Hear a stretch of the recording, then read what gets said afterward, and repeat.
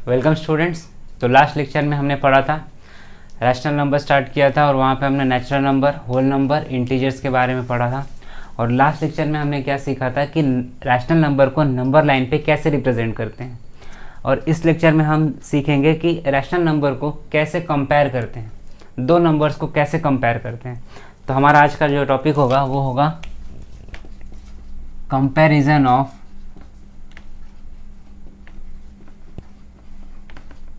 Rational number.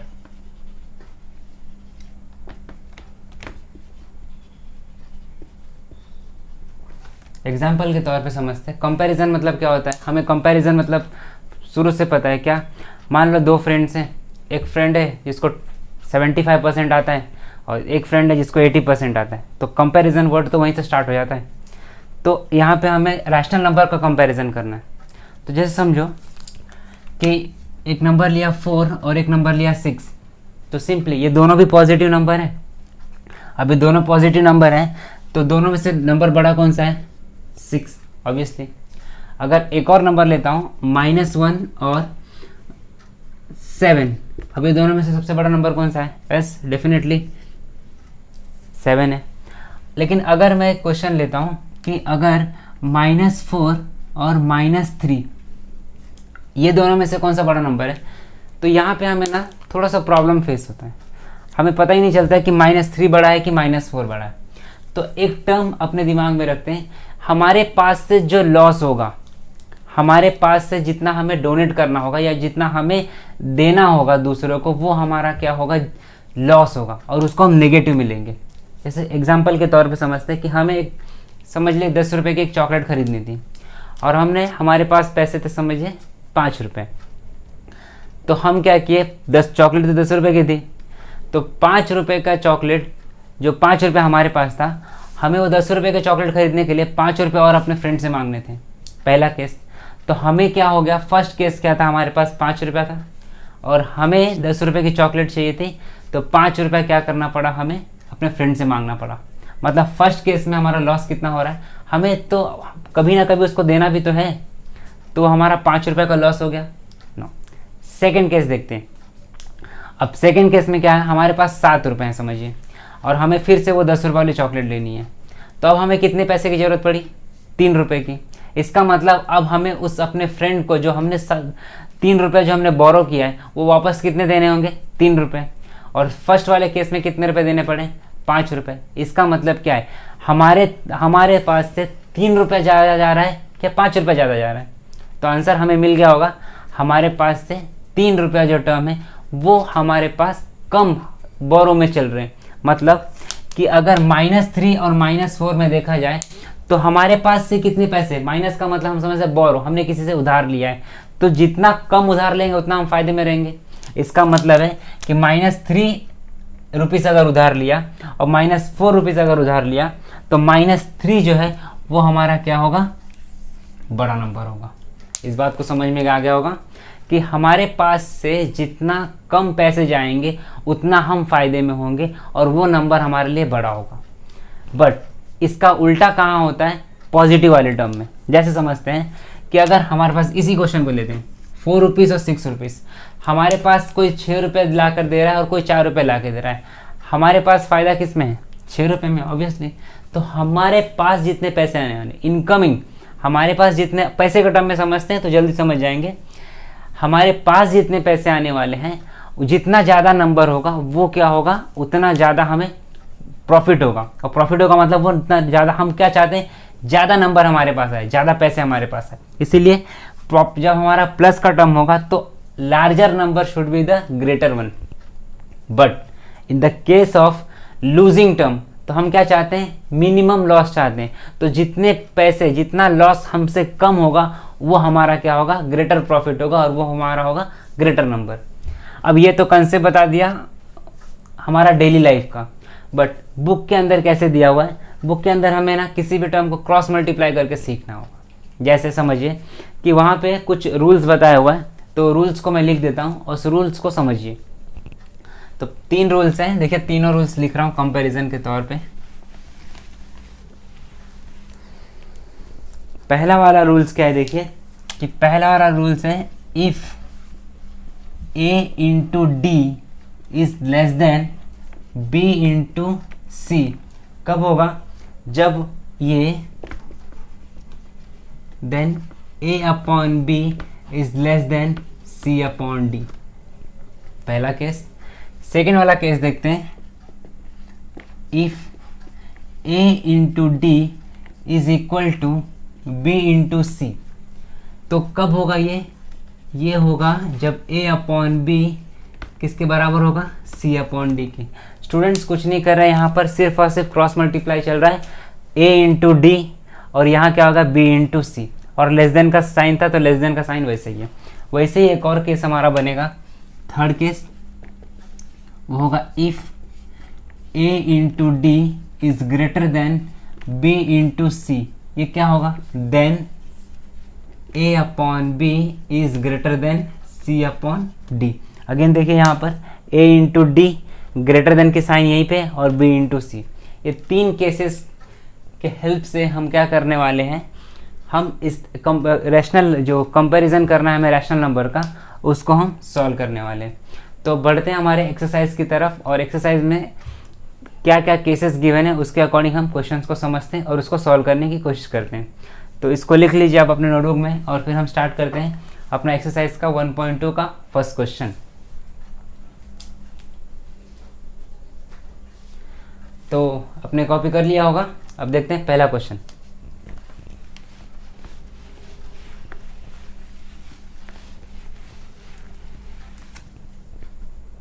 पहला question क्या है देखिए, कंपेयर द फॉलोइंग नंबर्स। तो -7, -2। अच्छा, ये आंसर तो आप लोगों को पहले से ही पता होगा, मतलब ये तो देखते ही आंसर बता दिया होगा। -7 और -2 है, दोनों माइनस में है ना। तो हमने हमारा की स्टेटमेंट क्या है कि हमारे पास से जितने कम पैसे हमारे पास से जाएंगे, मतलब माइनस में, वो हमारे लिए प्रॉफिटेबल होगा, तो वही ग्रेटर नंबर होगा। तो -7 और -2 में अगर कंपेयर करें तो -7 एंड -2, सबसे कम नंबर कौन सा है? तो -2 है। तो ऑब्वियसली -2 इज ग्रेटर देन -7, पहला वाला। नाउ सेकंड देखिए, यहीं पे देखते हैं कुछ क्वेश्चन लगातार। सेकंड क्वेश्चन क्या गिवन है, 0 और -9/5। ऑब्वियसली देखिए, अगर इंटीजर लाइन याद होगा लास्ट लेक्चर का, तो 0 एटलीस्ट इसको समझिए कि हमारे पास 0 मतलब नो प्रॉफिट नो लॉस, और यहाँ समझिए -9/5 मतलब -9/5 क्या है? अल्टीमेट लॉस है हमारा। हम क्या चाहेंगे? नो प्रॉफिट नो लॉस, या फिर माइनस में हम लॉस चाहते हैं। तो हम दोनों में से सिचुएशन अगर चूज करेंगे तो क्या कर, नो प्रॉफिट नो लॉस। इसका मतलब अगर यहाँ कंपेयर करूँ तो 0 is greater then -9/5। Third case देखते हैं, तीसरा वाला क्वेश्चन देखते हैं हम। तीसरा वाला क्वेश्चन है 8/7 एंड 0। अच्छा, 8/7 देखिए क्या है, 0 से बड़ा होगा। अच्छा, 0 से बड़ा कैसे होगा, ये कैसे समझ में आएगा हमें? क्योंकि न्यूमरेटर जो है वो डिनोमिनेटर से बड़ा है। अब डिनोमिनेटर से बड़ा, इसका मतलब क्या होगा? डेफिनेटली 1 से तो ज़्यादा ही होगा। तो 1 से ज़्यादा होगा, इसका मतलब यहाँ भी देखिए 0 से तो ज़्यादा ही है। तो 8/7 इज ग्रेटर देन 0। यह हमारा तीसरा टर्म हुआ। चौथा क्वेश्चन क्या है देखिए, तो चौथा क्वेश्चन आप ये तीनों लिख लीजिए, चौथा इसके बाद हम बताते हैं।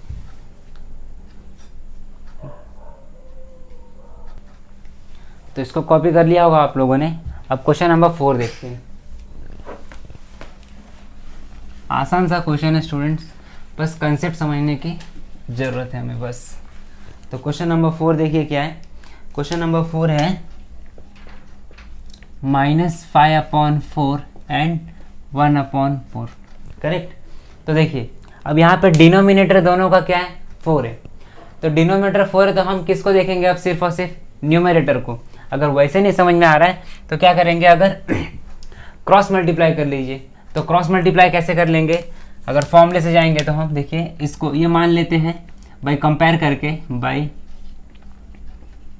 Comparing our standard equation, standard terms. जैसे मैं यहाँ पे लिख दे रहा हूँ हमेशा A/B और c अपॉन डी। ऑलवेज क्या करेंगे, क्रॉस मल्टीप्लाई करेंगे। साइन की चिंता हम बाद में करेंगे, पहले हम कंपेयर कर लेंगे। अगर ये ऐसा होगा तो ये साइड का साइन होगा, अगर वो साइड का होगा तो हम वो साइड कर लेंगे। तो यहाँ देखते हैं, क्रॉस मल्टीप्लाई करते हैं, कंपेयर करके a की वैल्यू कितनी है, देखिए यहाँ पर a की वैल्यू -5 और b की वैल्यू कितनी होगी 4, c की वैल्यू 1 और d की वैल्यू कितनी है 4। तो यहाँ पर लिखते हैं और क्रॉस मल्टीप्लाई करते हैं। तो देखिए यहाँ क्या होगा, -5 × 4 और यहाँ क्या है 1 × 4। अच्छा, तो ये देखिए -5 × 4 क्या होगा, इट्स -20 और ये क्या है हमारे पास 4। दोनों में से ग्रेटर नंबर कौन सा है स्टूडेंट्स, तो डेफिनेटली ग्रेटर नंबर तो यही है, क्योंकि ये तो लॉस में है और ये तो प्लस में।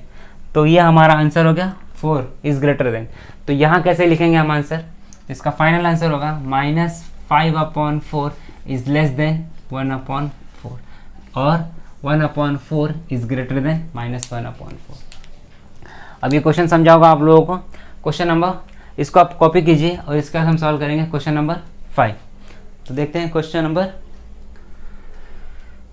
5। तो आपने कॉपी कर लिया, अब हम क्वेश्चन नंबर 5 की तरफ बढ़ते हैं।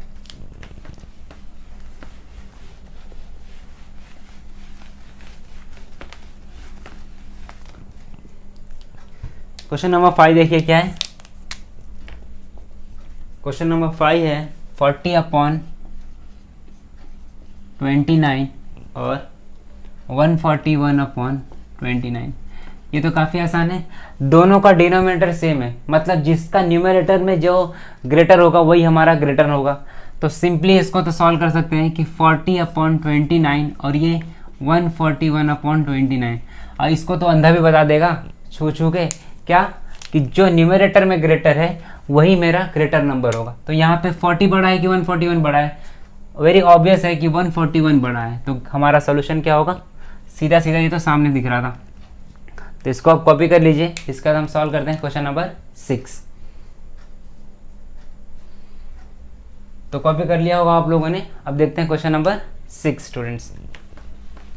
क्वेश्चन नंबर 6 भी बिल्कुल ऐसा ही है, उसमें भी एकदम कोई दिमाग लगाने की जरूरत नहीं है। देखिए क्वेश्चन नंबर 6 क्या है, -17/20 और -13/20। तो देखिए दोनों का डिनोमिनेटर सेम है। एक बात याद रखिए, जब भी क्वेश्चन सॉल्व करें, जब डिनोमिनेटर सेम है तो हमें ज़्यादा सोचने की जरूरत नहीं है, तब हमें सिर्फ और सिर्फ न्यूमरेटर को कंपेयर करना है। जब डिनोमिनेटर सेम नहीं रहा तब हम फॉलो कर लेंगे ये टेक्निक। तो यहाँ पे डिनोमिनेटर सेम है तो हम देखेंगे, सिर्फ क्या देखेंगे, -17 बड़ा है कि -13। तो अगेन हमें रिकॉल करना होगा कि नेगेटिव में जितना छोटा वैल्यू होगा वो नंबर हमारे लिए वो नंबर बड़ा होगा। तो यहाँ देखिए -13 और -17, ये दोनों में से सबसे नेगेटिव में नंबर छोटा कौन सा है, -13। इसका मतलब हमारे लिए जो साइन बड़ा होगा वो आंसर कुछ ऐसा होगा कि -17/20 और ये -13/20, ये दोनों में से नंबर जो बड़ा होगा वो क्या होगा, ऐसा कुछ होगा। मतलब ये हमारा हो गया सोल्यूशन। तो आप इसको कॉपी कर लीजिए। होपफुली मैं लिख ज़्यादा नहीं रहा हूँ, लेकिन मेरे बातों को समझिए कि क्या मैं कह रहा हूँ। तो -13/20 बड़ा है क्योंकि हमारे पास ये नंबर स्मॉलेस्ट नेगेटिव नंबर वो छोटा वैल्यू है, इसीलिए क्या होगा, ये बड़ा होगा। फिर बता रहा हूँ, अगर ऐसे कंपेयर नहीं कर पा रहे हो तो पैसे के टर्म में कंपेयर करो या फिर कर्ज के तौर पे कंपेयर करो। -13 रुपये, 13 रुपये कर्ज ज़्यादा हमारे लिए बेनिफिशियल है कि 17 रुपये ज़्यादा बेनिफिशियल है। डेफिनेटली 13 रुपये कर्ज हम 17 रुपये से तो अच्छा ही बेनिफिशियल ही मानेंगे। इसीलिए क्या हो गया, -13 हमारा ग्रेटर नंबर हो गया। इसको कॉपी कीजिए और क्वेश्चन नंबर 7 की तरफ बढ़ते हैं। तो कॉपी कर लिया आप लोगों ने, अब पढ़ते हैं क्वेश्चन नंबर 7।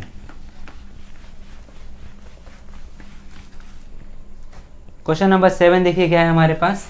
यहाँ से क्वेश्चन स्टार्ट होता है इस मेथड्स के, जैसे हैं 15/12 और ये हमारे पास है 7/16। तो अगेन अब कंपेयर करते हैं। देखिए a की वैल्यू कितनी है 15, b की वैल्यू 12, c की वैल्यू 7 और d की वैल्यू 16।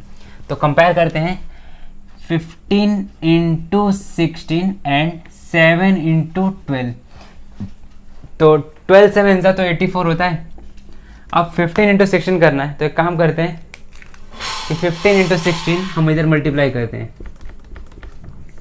तो 6 से करते हैं तो 15 6 जा क्या होगा 90, और यहाँ मल्टीप्लाई करें 15 1 सा 15, तो आंसर कितना होगा देखिए 0, 9 + 5 14 और 1 + 1 2, मतलब आंसर कितना आ गया यहाँ पर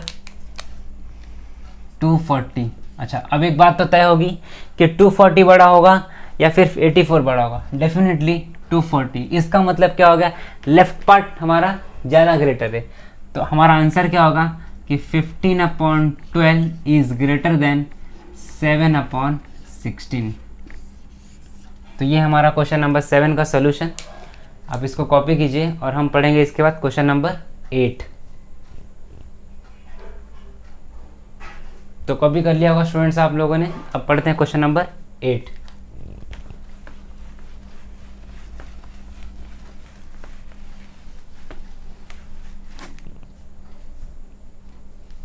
क्वेश्चन नंबर 8 क्या है देखिए, -25/8 एंड -9/4।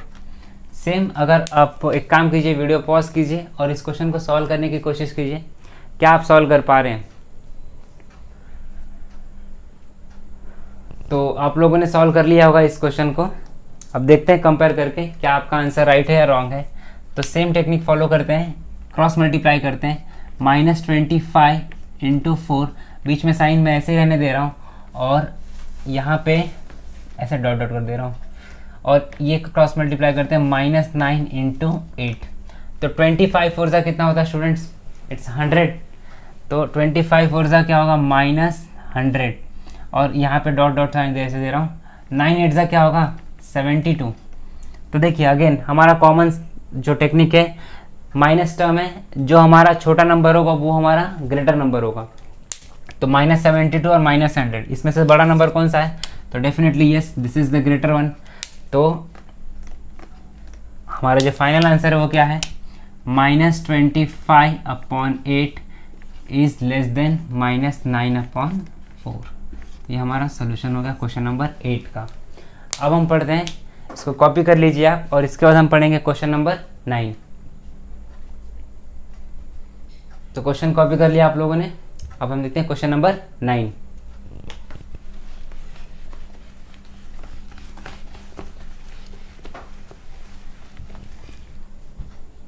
क्वेश्चन नंबर 9 है हमारे पास। क्वेश्चन क्या है देखिए,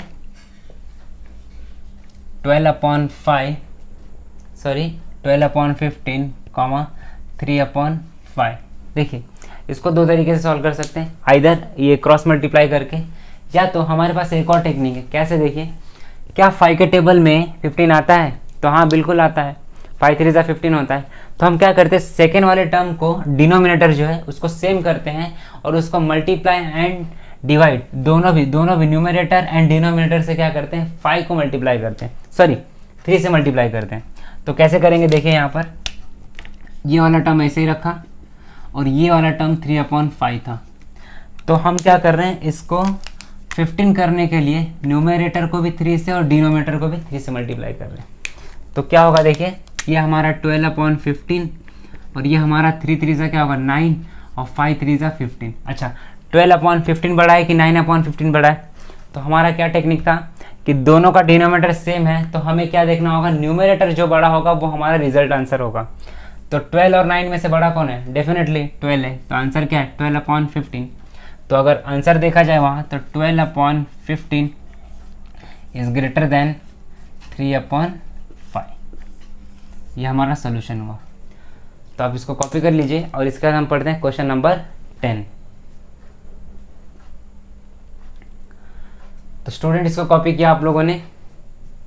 तो अब देखते हैं क्वेश्चन नंबर 10।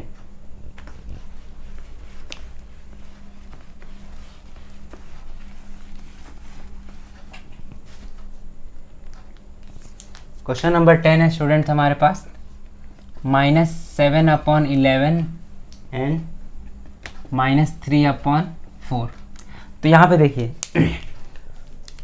ये 11 और 4 के टेबल में 11 नहीं आता, इसका मतलब ये बात तय हो गई कि 4 के टेबल में 11 नहीं आता, तो हम मल्टीप्लिकेशन वाला फैक्टर जो लास्ट क्वेश्चन में यूज़ किए थे वो यहाँ पर यूज़ नहीं कर सकते। अगर वो यूज़ नहीं कर सकते तो क्या यूज़ कर सकते हैं, हम क्रॉस मल्टीप्लिकेशन का टेक्निक यूज़ कर सकते हैं। तो देखिए कैसे यूज़ करेंगे। -7 इंटू 4, और ये क्या होगा, यहाँ पे बस रख दे रहा हूँ मैं सॉल्व करने के लिए, साइन रखने के लिए, और ये क्या होगा -3 इंटू 11।